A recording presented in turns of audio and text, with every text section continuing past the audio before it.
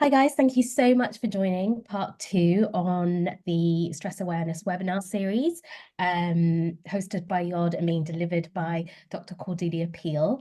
My name's Fahini. I'm one of the ambassadors at Yod. I joined Yod fairly recently, last summer, following my own experiences with anxiety and burnout, and I wanted to get involved with an organization and with a group of people where I would be able to support others going through similar experiences. For those of you who are new to Yod, we're a non-profit organisation supporting doctors.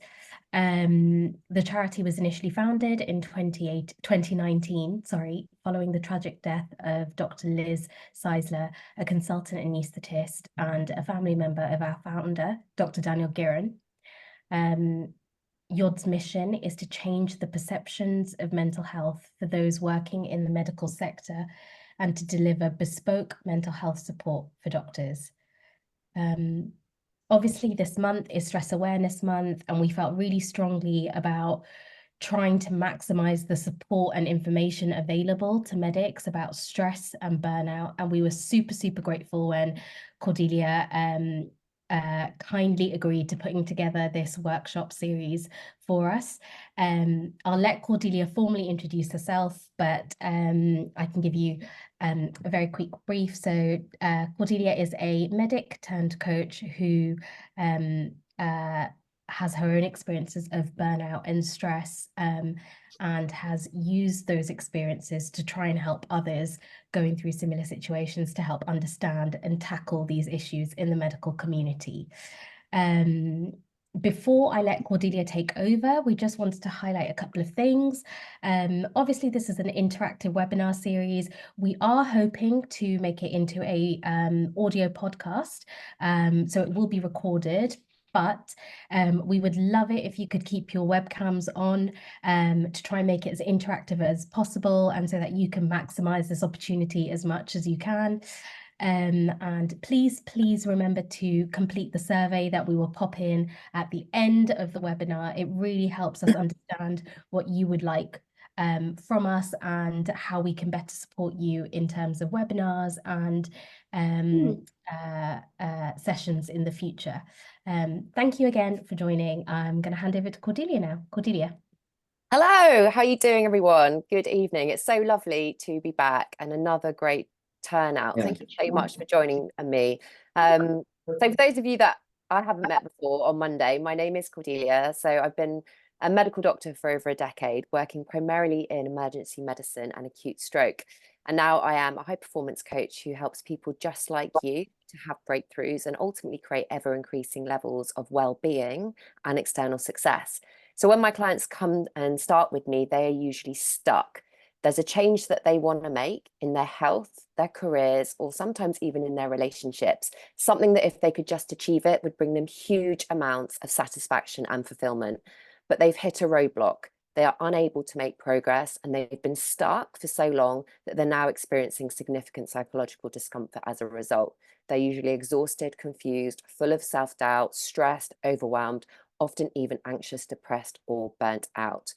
So my job is to help them have a breakthrough and get their A game back. And I do it through a 4-pillar approach that I took from my study of integrated medicine, which encompasses mind, body, relationships, and ambition.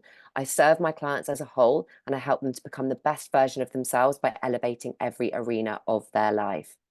So in 2018, I went through burnout and layered with high functioning depression and anxiety. And I shared my story of this on Monday. Going through burnout was scary, it was lonely, and it was isolating. I didn't know anyone else who was going through it or had gone through it. I felt embarrassed, I felt ashamed, I felt guilty, and I felt really quite unsupported during that time. And I shared my story with you in the hope that if you're going through any of those things that I went through, anxiety, depression, or burnout, you don't feel as alone as I did. And we're opening up the conversation about this. Now, when I went through burnout, I knew very, very little about it. To be honest, hardly anything. But I also didn't have any guidance or help on not only how to recover from it, but also how to prevent it from happening again. So I'm here tonight to give you as much information as I can in this time we have together to help you to avoid burnout. I'm pulling on my own personal experience, including the tools and strategies that help me, the huge amounts of research and learning that I've done on the subject, and also my experience from coaching hundreds of high performers through burnout, or they've come to me to recover from it, or they simply want to be successful in their careers, but not at the expense of their health. So tonight we're going to build on the knowledge from Monday's workshop. Everything we discussed on Monday is really, really applicable, but we're going to go deeper tonight. I'd love it to be interactive. Do jump in the chat box. I will, when I'm asking questions, check the chat. And so get in there, ask questions. And at the end, I will also open up for a Q&A as I did on Monday. So what are we talking about tonight? Well, we're going to do some basics. What is it? What is burnout? How do you recognize it in yourself? What are the consequences of it? What are we actually dealing with here? What predicts work burnout in staff? What are the key risk factors? And I've specifically done this for healthcare workers. What are common burnout myths and misconceptions? I'm going to debunk some of these tonight because there are a lot of those flying around. I want to be able to give you teach you how to delineate between stress and burnout and depression and burnout, so you can recognize each in yourself and so you know where you're at. And then I'm going to move on to 3 critical concepts to beat burnout. And again, I'm going to be taking a kind of mind or mindset and a body approach to these concepts. So let's start with the basics, because we need to know what to look out for and what we're really dealing with. So burnout is a syndrome conceptualized as resulting from chronic workplace stress that has not been successfully managed, and it is termed an occupational phenomenon. It is included in the 11th revision of the International Classification of Disease, but it's not classified as a medical condition. It's specifically referred to a condition that arises in the context of work. So how is it characterized? Because it's characterized by three domains. Number 1, energy depletion or exhaustion, which is primarily emotional exhaustion. Number 2, reduced professional efficacy. So that is the ability to produce the desired or intended result in your role. And number 3, increased mental distance from your job, with increasing feelings of negativity or cynicism towards your job. So, to put it simply, if you feel exhausted most of the time, you start to hate your job and you're beginning to feel less capable at work, you are showing signs of burnout.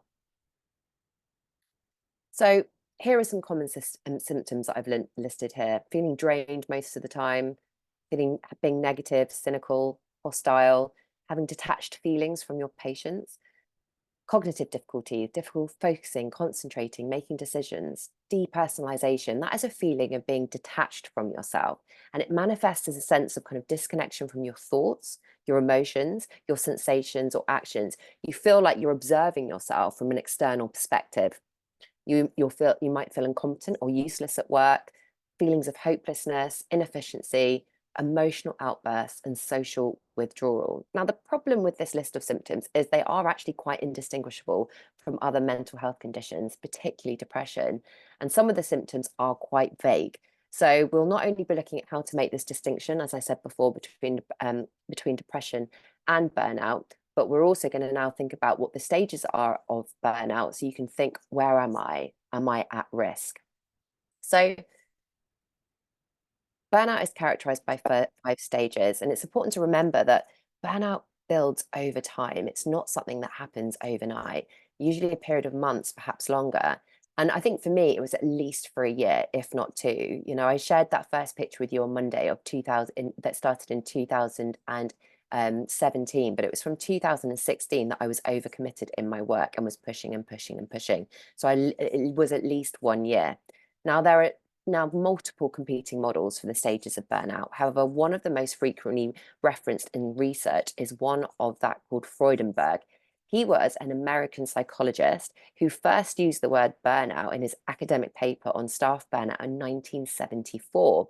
And this was based on observations of volunteer staff, including himself, at a free drug clinic for drug addicts, where he characterized burnout as symptoms of exhaustion from excessive work demands, as well as physical symptoms of sleepiness, being quick to anger, and closed thinking. He said that those with burnout looked and acted depressed.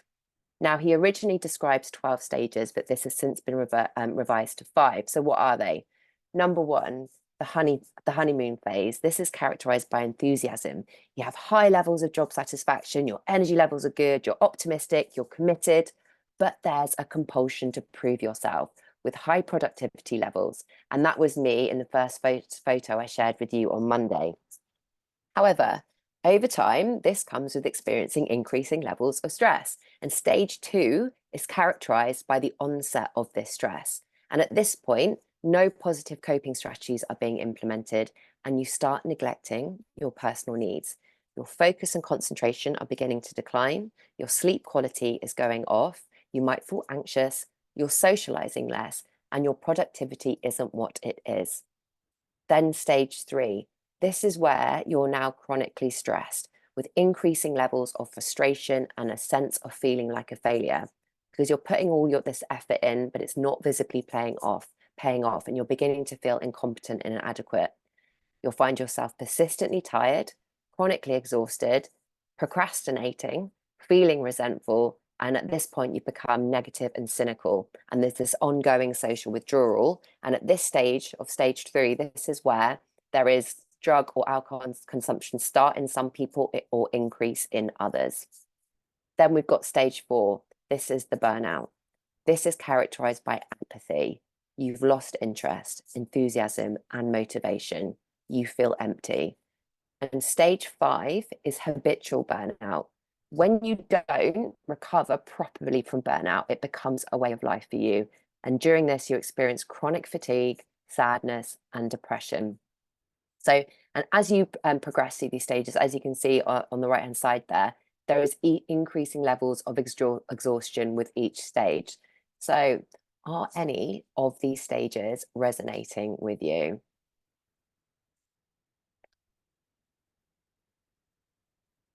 So what are the consequences? Because there are many. And it's important to know these consequences so we really know what we're dealing with. Now, burnout is a significant predictor. So I've divided it into physical, psychological, and cognitive. Now, in terms of physical, it's a significant predictor of high cholesterol and type 2 diabetes, independently of any confounding variables, as the review paper that I've listed. And there's also significant links between burnout and increased incidence of cardiovascular disease, which makes sense with the high cholesterol and type 2 diabetes. This is documented a lot. In terms of psychological consequences, persistent depression, ongoing sleep difficulties, substance misuse, particularly with alcohol, and an increased occurrence of suicidal ideation are all documented a lot. Now, fewer studies have examined the link between burnout and cognitive consequences, although it's generally accepted that burnout does impact cognitive function. Most literature points to reduced attention, memory, and executive function, and that kind of makes sense when we talked about the impact that chronic stress has on our prefrontal cortex. But research is quite conflicting about whether these changes can be reversed. So look, I'm sharing this with you because I want you to understand that the impact of burnout can be huge.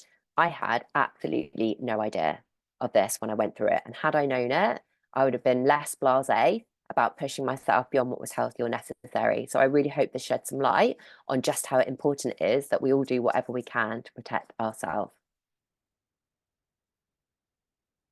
So what predicts burnout in staff? Well, unsurprisingly, chronic stress is a key predictor, but there's also been some really interesting research showing that the higher your level of emotional intelligence, coupled with your ability to regulate your emotions, that reduces your risk of burnout. Now, emotional intelligence is the term used to describe your ability to identify, express, understand, and regulate your emotions and respond appropriately to the emotions of others. Individuals with a high emotional intelligence can express their emotions in a socially acceptable manner and understand where they've come from, what's caused them, and are able to regulate them when they're not appropriate to either their goals or the situation. Now, as we discussed in the first workshop on chronic stress reduces your ability to regulate your emotions through its impact on the prefrontal cortex. And what it's been found is that those with a high emotional intelligence are more likely to appraise a stressful situation as a challenge, like we talked about the cognitive appraisal process, rather than a threat, and thus they feel more confident that they can cope, and therefore they experience less stress. But it's also found that those with a higher emotional intelligence are more likely to use emotion-focused coping strategies to reduce the intensity and the duration of negative emotions, and that is believed to be protective. And we discussed lots of different types of emotional regulation techniques on Monday, including both short and long-term strategies that you guys could try. So, key risk factors for healthcare professionals. What are they? Because there are so many papers looking into key risk factors on burnout, and I have linked a few in the references, but shown here is a summary of what's most discussed in the literature. And if you look at all of these things, a lot of it makes sense because it's going to increase your experience of stress, your workload, your number of shifts, the number of on-call duties you're doing, if you're being self-critical to yourself, if you've got sleep deprivation, if there's a negative leadership style. All of those things are going to increase your experience of stress. Now, there's a couple of things that I really want to hone in on. First is a lack of autonomy. That's like your sense of independence and freedom in your work. It's being able to make those decisions for yourself. This, for me, was a key factor. And it really was a major reason that I decided I couldn't continue as a doctor, because it represented a conflict of values, which comes under the personal characteristics as a key risk factor for burnout. Now, values wasn't something I even considered when I signed up to medicine, but values, personal, career, relationship, are really critical for us to carefully define, because they represent the qualities or standards of behavior that are most important to you in each area of your life. And when we don't align with our most deeply held values, this causes huge amounts of psychological discomfort, as it did for me. Now, the other thing I want to talk about is the effort-reward imbalance. Now, effort-reward imbalance is one of the most prevalent models to explain work-related stress and poor outcomes like burnout. In this context, when the effort you are putting in is not being counterbalanced by rewards such as esteem, that is recognition and acknowledgement for your work, job security, or the prospect of promotion, so you're putting all this effort in, but your rewards are low, this triggers high levels of stress. But when your rewards are high, this acts as a buffer to stress. So I guess I wanted to know and ask you the question, do you feel that your hard work gets recognized and acknowledged? Do you feel appreciated for the work you do? And if you don't, what would make you feel more appreciated? Do people say thank you? Do your bosses say thank you? Is that something that happens? Now, there's something else that I wanted to hone in on, and that is perfectionism, because it has been shown to be a key risk factor in burnout.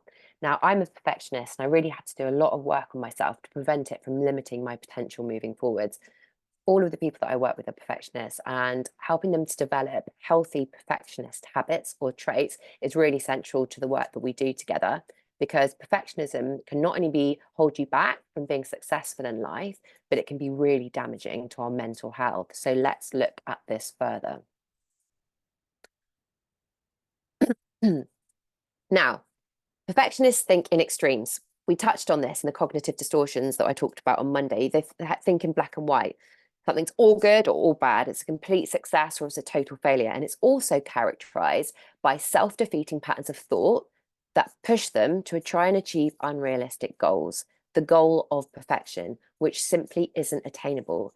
And this causes them ever increasing levels of stress. Now, shown here are 3 types of perfectionism, each with really distinctive traits. Which one sounds most like you? The self-orientated perfectionist is highly organized, very conscientious, sets high standards for themselves, but actually they show greater levels of productivity and success. They're resourceful and they're assertive. And because of this, they have higher rates of positive emotions and motivation. Then we have the socially prescribed perfectionist, who is very, very self-critical. They feel an immense amount of pressure to be the best. They worry that others will reject them if they don't live up to the perceived standards set by others. That might be their families, the workplace, societies, and this eventually leads to anxiety, depression, and low confidence. Then we have other orientated. These perfectionists hold other people to very high standards. They can be really critical and judgmental of other people. This causes conflict and breakdown in relationships, and they find it really, really hard to build good working relationships under those conditions. Now, it's socially prescribed for perfectionists that are most at risk of burnout. They have become so overly concerned with the perceived standards set by others, and coupled with their doubts about their abilities, it drives them to extremes in order to meet those expectations. And honestly, that really summed me up during my burnout journey. So perfectionism is also divided into these three types, but into two kind of ways of being: adaptive and maladaptive. I call these healthy and unhealthy perfectionism. And it's actually the maladaptive perfectionist traits that are going to make you more at risk of burnout. So let's take a look at why this is. So an adaptive perfectionist challenges themselves. They set high standards, they set high goals, but when they fail, they look at it constructively and logically, they learn from it, they stay engaged with the activity, and they continue. And that's why they do so much better in terms of their level of success and their mental health. They experience far less stress and more positive emotions. However, the maladaptive perfectionist sets extremely high, unrealistic goals. They have unrealistic expectations of themselves. And when they fail to meet that unrealistic goal that they're going to not be able to meet anyway because it's unrealistic, they do one of two things. They give up altogether, they avoid it, it shuts down their goals, or they become so obsessed with the goal that they push harder and harder and harder. And as a consequence, they burn out. So if you're recognizing, I think it's really important for us to recognize how we as individuals can contribute to our risk of burnout, and think about some of the things that we need to perhaps stop doing. And we're going to be talking about this in the concepts in terms of expectations. So let's squash some really common burnout myths and misconceptions, because have you heard any of these? So number one, burnout results from working too long or too hard. It's too simplified, because as we've seen, there's multiple risk factors that increase your experience of stress. It's not just about working too much. There's organizational factors, personal factors, and work factors. It's just a too simplified definition. Number two, burnout means you hate your job. That's not true. Many people who burn out love their work, because I work with a lot of them. But the sad thing is that it makes people lose passion for their work. You don't burn out because you lose passion for your work and then you burn out. You burn out and then you lose passion for your work. And you don't just lose your passion, you lose your confidence in yourself too. Number three, people who suffer from burnout are either mentally weak, can't handle stress, or are poor performers. Absolutely not. Some of the most highest performing, most dedicated, passionate workers are most at risk of burnout. There was a 5-year UK study that wrapped up in 2017 showing that 20% of top performing British leaders of British businesses were affected by burnout. These guys weren't mentally weak or poor performers. They were some of the top leaders in the UK. So it's simply not true. Number four, just take a few days off and you'll be all right. Wrong. It takes anything from 3 months to 1 year, depending on your level of emotional exhaustion and physical exhaustion, to recover. And to prevent it recurring again requires a behavior change and a mindset change. And number five, burnout requires a major life or career change. Absolutely not. There's no one size fits all approach. And a major career change comes from a much bigger, more complex, deeper phenomena, including the vision you have for your life, the values you want to live. It's a very personal decision. So burnout does not always require a major career or life change. So what's the difference between stress and burnout? Because while stress causes burnout, they're not the same. And I really want to make this delineation so you can recognize it in yourself. Am I stressed or am I burning out? As you see on the left, stress involves too much of everything. Your emotions are overactive, there's hyperactivity, there's urgency, there's overengagement. But with stress, there is an end in sight. You can still imagine that if you get everything under control, you'll feel better again. Burnout, on the other hand, as you can see on the right, is about not enough. Your emotions are blunted. You feel empty. You're exhausted. You're devoid of motivation. You're almost beyond caring. And people experiencing burnout feel there's less hope for positive change. So there are some really key differences between stress and burnout. And like I said, I want you to be aware of these differences so you can say, am I going through a stressful period and I need to rein that in, or am I really in the midst of burnout? And the other thing I wanted to touch on is the difference between burnout and depression, because there's a lot of overlap and they can look very similar. So what are the key differences? Well, obviously, depression is a medical condition with a clinical diagnosis. Burnout is an occupational phenomenon. The important thing to understand is that burnout can lead to a depressive episode, but actually depression doesn't lead to burnout. Now, we need to think about the symptoms. So with depression, you've got hopelessness, fatigue, anhedonia. You've lost pleasure in the things that normally bring you pleasure and joy, and sometimes suicidal ideation. With burnout, you've got exhaustion, reduced work performance, and you've got cognitive dysfunction like difficulty focusing and concentrating.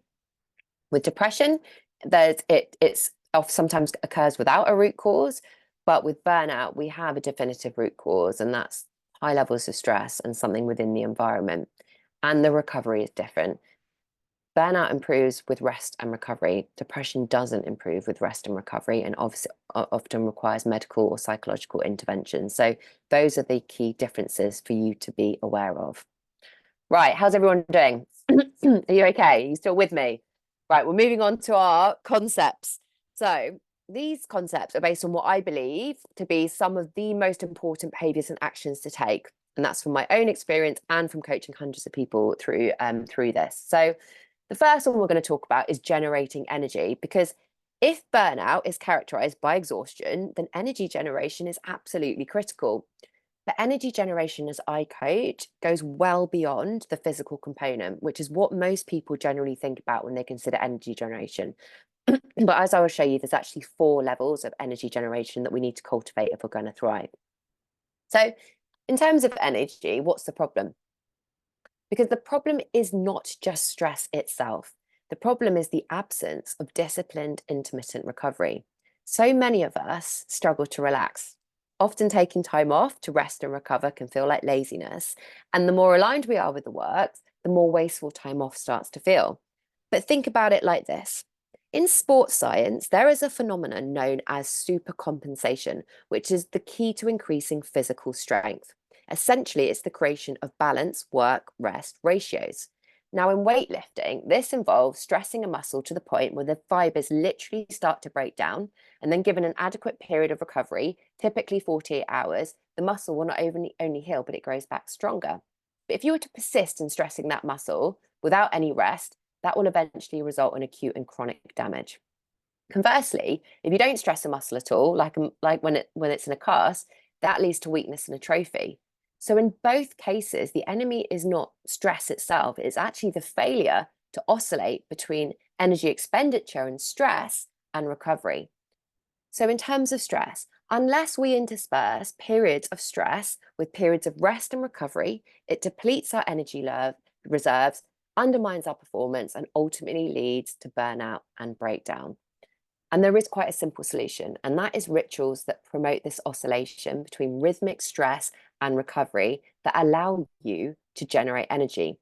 When repeated regularly, these highly precise, really consciously developed routines that we're going to talk about become automatic, and they will give you the energy to thrive at work and in your personal life. So look, whilst inserting mandatory protocols to restore your energy might feel hard or even a waste of time, if you start to adopt these sooner rather than later, you'll go further as a result, your performance will improve, you'll feel happier, more engaged, more fulfilled, and you'll prevent yourself from burning out. So what does this need to look like? So this is the high performance pyramid, which is a model of high performance based on decades of research by Jim Lower. He was a performance psychologist who studied and worked with hundreds of professional athletes. He's now taken his research to help those working in the corporate environment to perform at high levels over the long haul and be able to withstand increasing levels of pressure and stress by training them in the same systematic, multi-level way that world-class athletes do, so that he can dramatically improve their work performance, enhance their health and their happiness. Now, the problem with the most kind of approaches to performance is we deal with people from the neck up, right? Connecting high performance just with cognitive capacity. But what he's really discovered is the most successful approach to maintaining health in the workplace and high performance is to pull together all of these levels: physical, emotional, mental, and spiritual, which is your sense of purpose, and to consider the person as a whole with an integrated approach to energy generation and high performance. Now, what's important to know about this pyramid is that each level of energy generation influences the other. And if you don't address each one of these, then it's going to impact and compromise your well-being and your performance.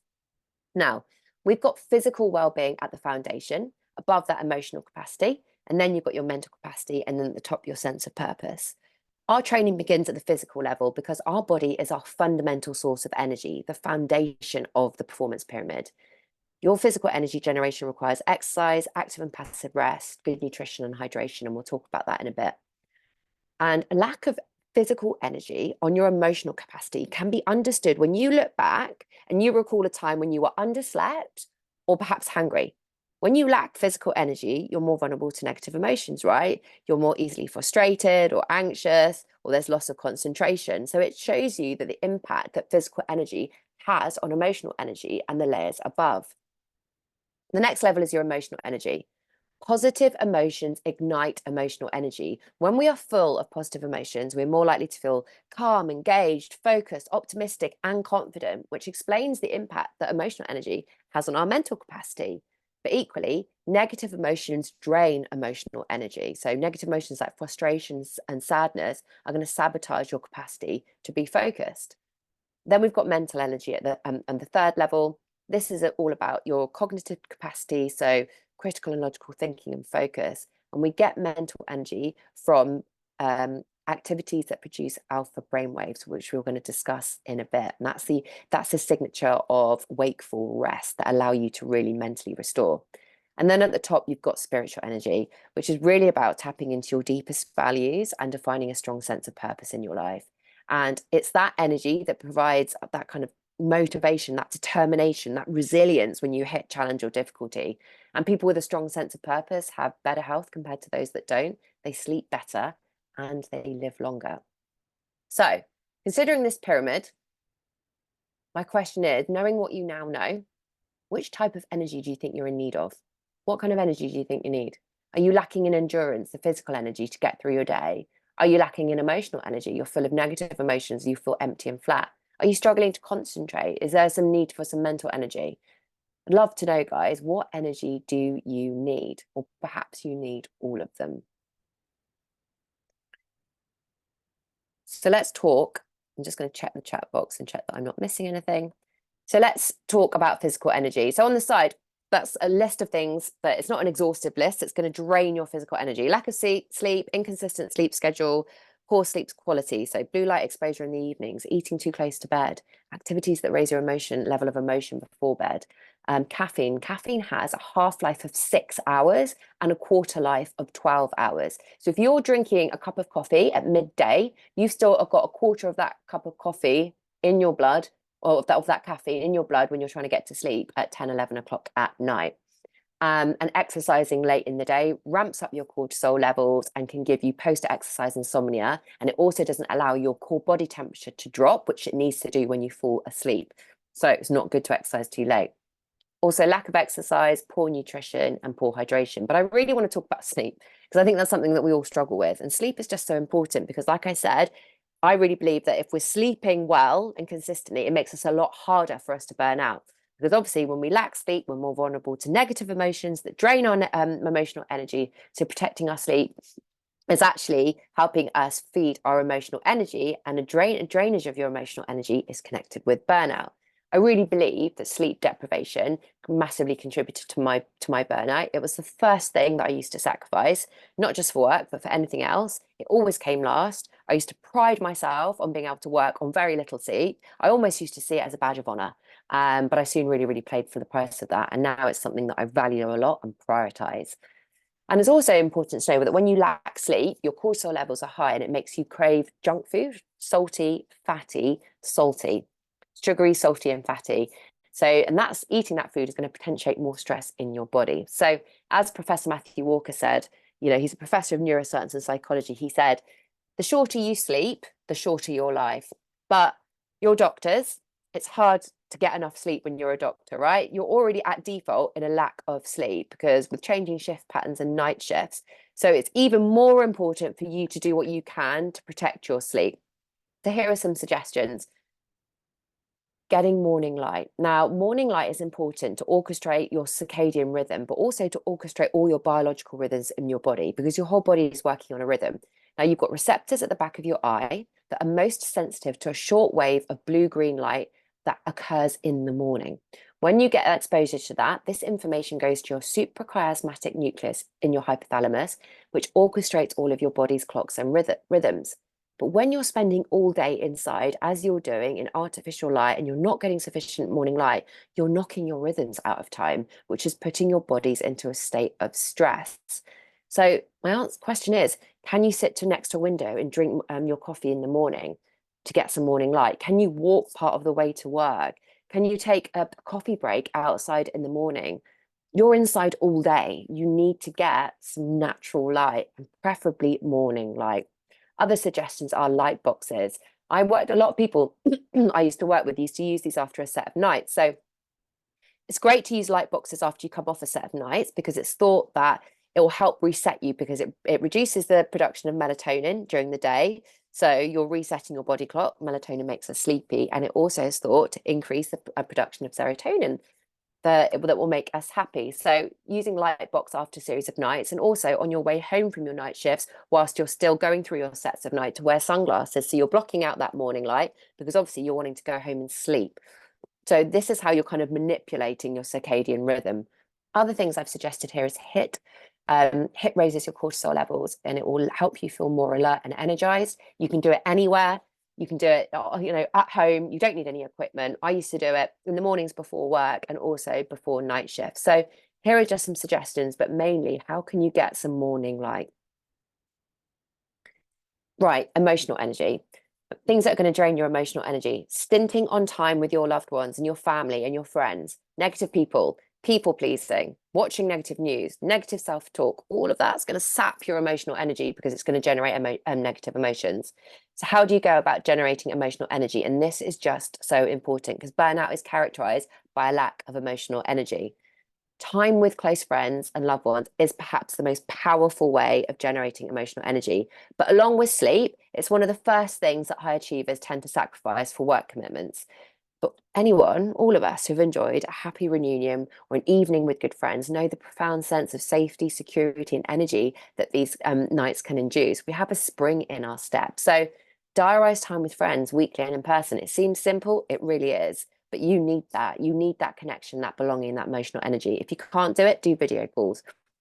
Dr. Rangan Chatterjee talks about a 3D greeting where he says, make eye contact with someone, touch or hug them, and share some meaningful words. And I really love that because that's boosting connection. And with your partner, make time for intimate moments. And I say schedule sex, and that might seem ridiculous, but when we're busy and we're chaos, those kind of things go by the wayside. But actually, you want to feel connected. You want to generate emotional energy. They say we should bring more business to our emotional life and more emotion to our business life. So let's bring more business to our emotional life and let's start scheduling sex. These are all emotional energy generators. And I think the most important thing you need to do is keep connecting with people. As we saw, burnout was characterized by social withdrawal. Then mental energy. Mental energy drainers on the left: overthinking, too much screen time, a lack of regular breaks, not taking annual leave, watching TV to wind down before bed.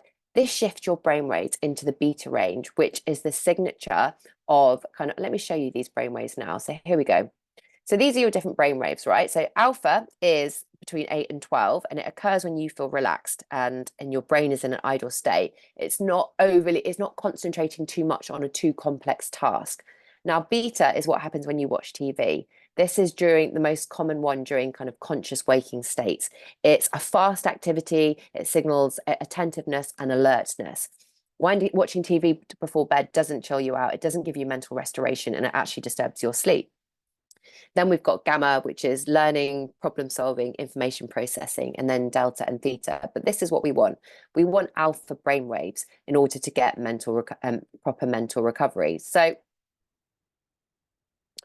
what can you do? You need activities that generate alpha brainwaves. And here are some suggestions: meditation, breath work, aerobic exercise. We talked about finding a flow state on Monday. time in nature. Nature is the antidote to technology. Your brain is relaxed, you feel relaxed. So I always get my clients to do a daily active mental recovery protocol, just 10 minutes a day. That's all you need, 10 minutes a day of to generate what I call your alpha state in your mind to give you some proper mental recovery. So I'd like you guys to think about this. I'd like you to create yourself an energy generation protocol. Yeah.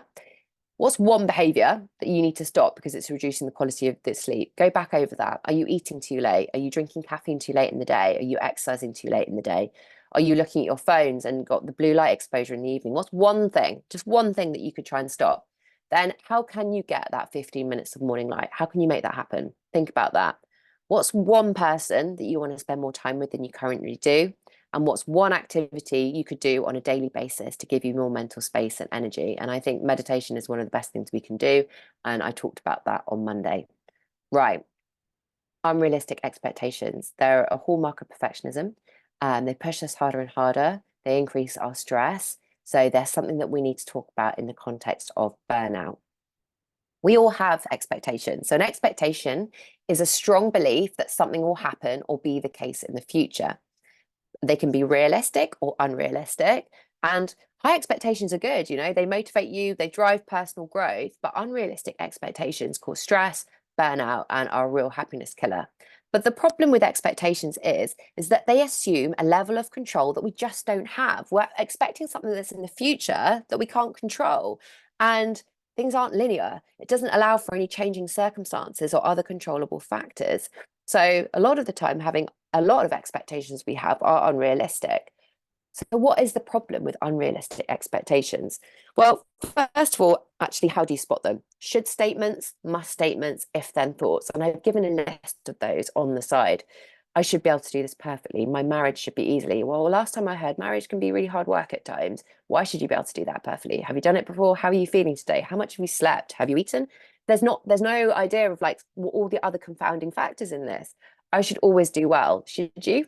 Really? Because you're human and we can't always be 100% of the time. If I pass this exam, then I will be happy. How do you know? How do you know you'll be happy? Is that really realistic? There's all of these unrealistic expectations. And the point is that they repeatedly lead to strong negative emotions, frustration, disappointment, anger, anxiety, guilt. And that is draining your emotional energy, which is a hallmark of burnout. They also act us to act in unhealthy ways, like we saw in maladaptive perfectionists. They push and push and push and push. It's going to create more stress. They cause us otherwise to shut down our goals. We just won't do it all together. We set this unrealistic expectation. We don't meet it. Oh, I'm just not going to bother because I'm not cut out for this.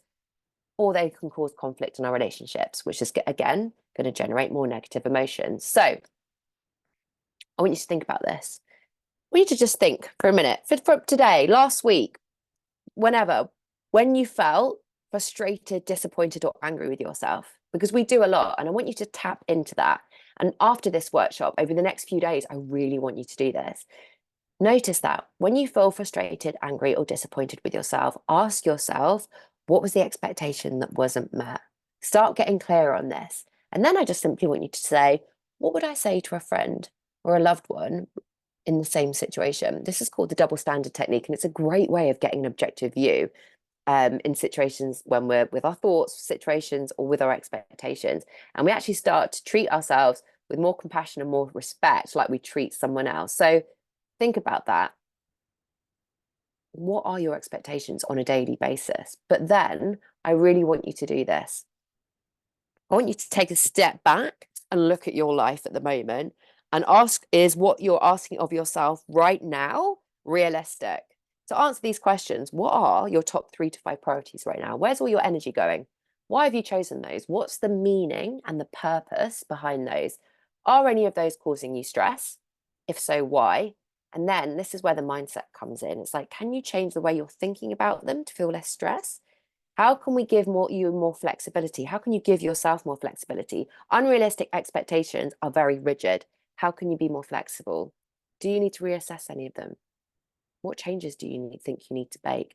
Please come back and work through these questions, because ultimately your power lies with where you have direct control, and your expectations are one of them. So I really want you to get a really clear view of what you're expecting from yourself right now, and what if any of those are causing you unnecessary stress, because the easiest way to reduce that and reduce your risk of burnout would be to reassess those and to relinquish them. Right. We're going to go over by 5 minutes, guys. I really hope that that is okay. We're on to our last concept. There's only a couple of slides here, but I really want to talk about protecting your time and energy, right? Because if you're going to avoid burnout, you need to protect your time and energy so you have more time for you. And in stage 2 of burnout, what we talked about is that with that onset of stress, there is often the neglection of our personal needs, which comes at the cost of rising stress. But in order to prioritize your personal needs and to have time to do the energy generation that I talked about, you need to create more time, but it's limited. It's our most limited commodity. None of us have enough time. So the only way we can create more time to focus on the things that we need to do and to look after our well-being is by being able to say no more often. But we struggle with it, don't we? We struggle to say no. We feel guilty. We tend to people please, especially if you're a socially prescribed perfectionist. You want to make everybody happy, but this is a problem. So, question: when did you last say yes or commit to something that you didn't want to? Why did you not decline and say no? What was the cost of saying yes? Because when you say yes to something, you lose something else. So what did you lose from not saying no? And what would have been the benefit you would have gained from saying no? I really want you to answer these questions honestly. And it's not just in the workplace that we struggle to say no, it's outside of work, to our friends, to our families. Everyone wants a piece of us. And sometimes we just don't have it to give, but we're struggling to say no. But that's coming at a cost to us in terms of stress, sleep, workload. So I want you to do this. Next time you're asked to make a yes, no decision, I want you to give yourself 24 hours to think over the decision. 24 hours. Sorry, I haven't got my diary with me right now. Can I come back to you on that? Use that. And then I want you to answer these questions. What does the request involve? What does it actually involve? Like, what are you going to have to do?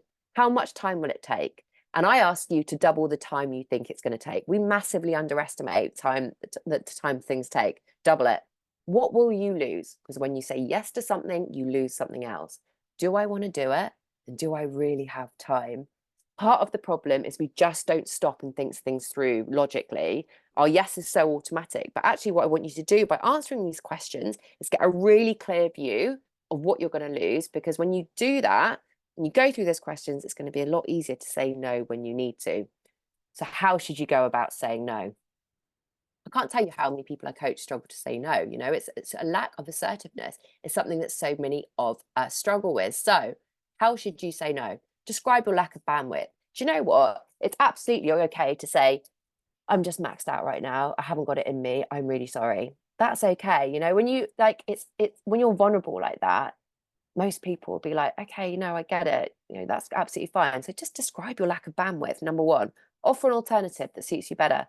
I'm really sorry, I'm maxed out this week, but I will be able to help you next week if you know, if that works for you. Offer an alternative. Suggest another person that's better qualified. You know, at work, can you come and help me with this? Do you know what? I'm maxed out right now, but Peter over there is much better at that than I am. Tell him I sent you. Take ownership of that. Say no by category. This is a great one. So perhaps you're studying for exams at the moment. You're going to be like, I'm going to say no to all extra shifts. I'm not going to do any extra shifts this month. That's just by category. That makes it a lot easier to say no. And also replace the word no with another word. So you don't have to use the word no.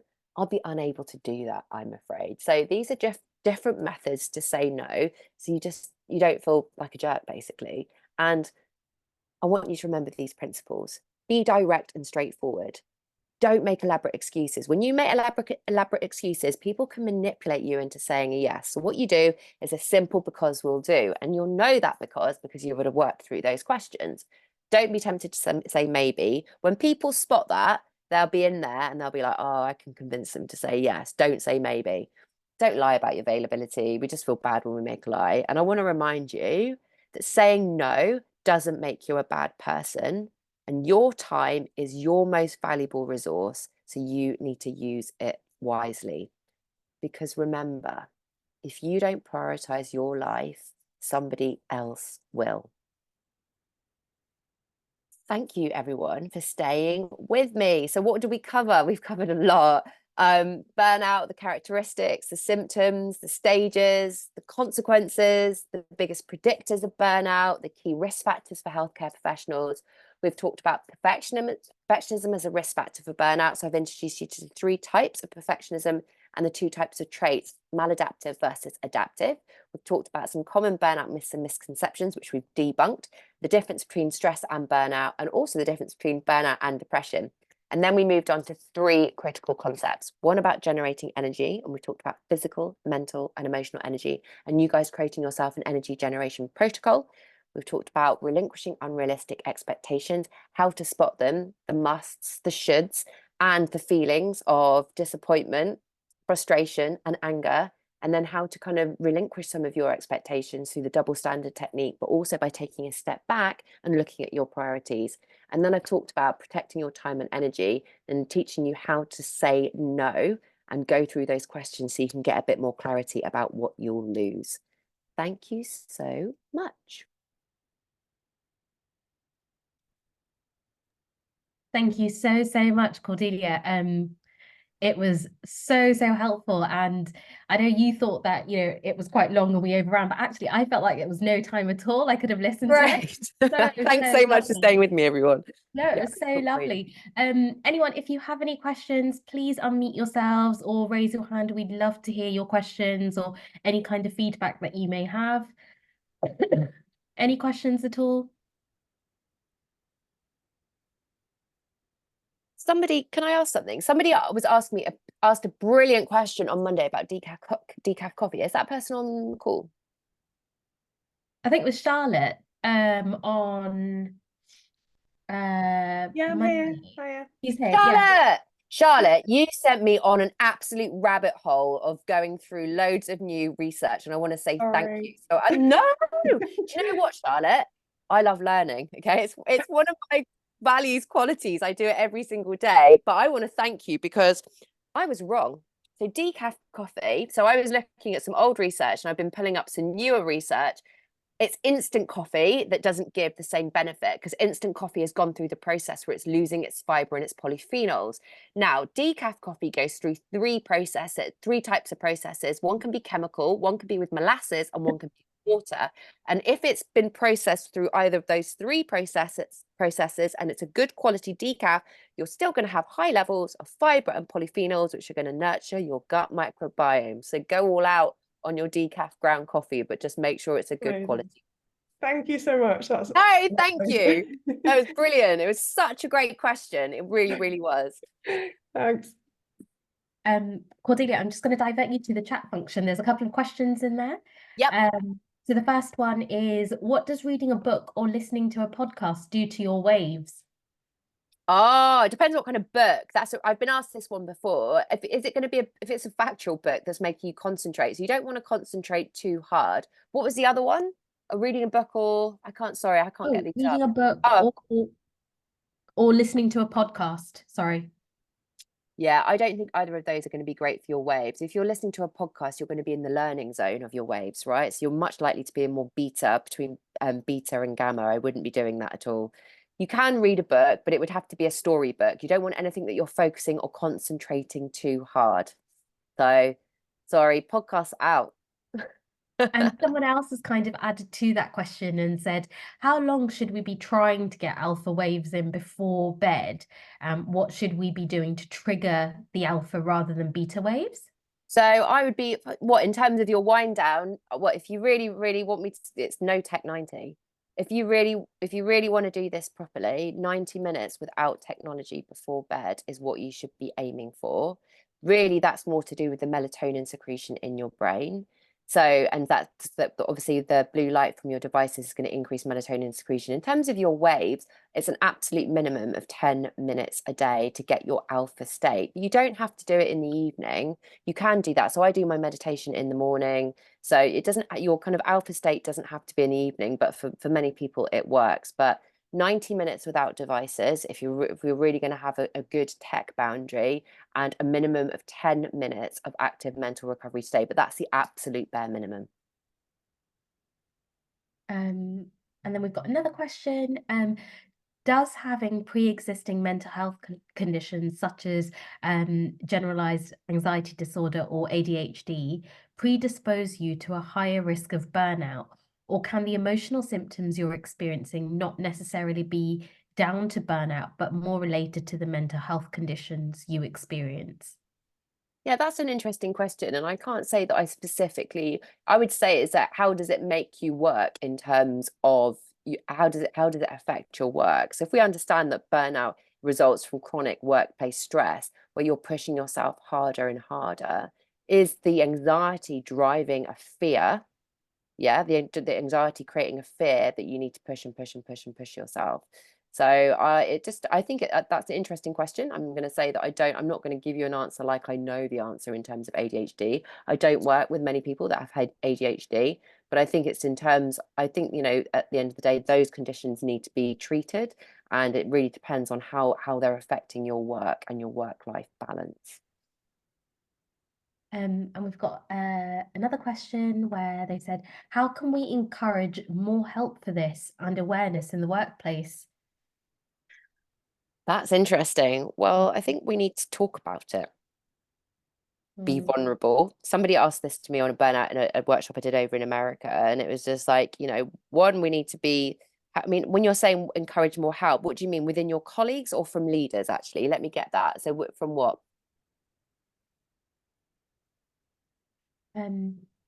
Tara, I don't know if you want to From highlight. leaders mostly. So you're saying that you want more support from your leaders to avoid burnout. Why don't you do them a presentation on it? Do they know? Why don't you give them a research paper on it? Show them, and ultimately it's about making them understand that if you were not burning out, your productivity would be higher, you'd be happier at work, right? And that it's a really important thing for them to take seriously, because they're going to lose talented staff. So I'd be printing out one of the papers that I've linked and say, I went to a brilliant workshop and I'd like you to read this. You know, I think that's really important. I think a lot of the time they're just blind and they don't really know what's going on, and they don't want to know. And we've got another question. Do SSRIs or other antidepressants play a role in treating burnout, as well as the techniques you've covered? Yeah, that will definitely play a role in treating burnout if somebody is having a depressive episode. Absolutely. Can I also say, back on that one about leaders, you know, I know it's really, really hard. And I know it's really hard to say no, and that we feel guilty.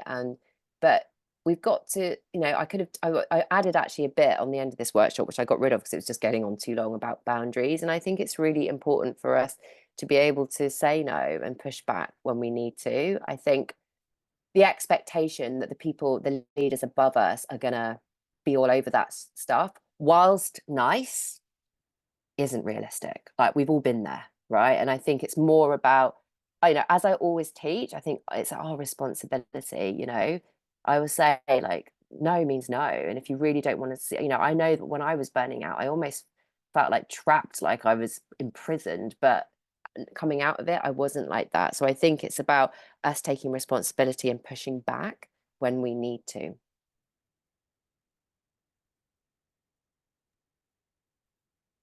Thank you so much. Any other questions?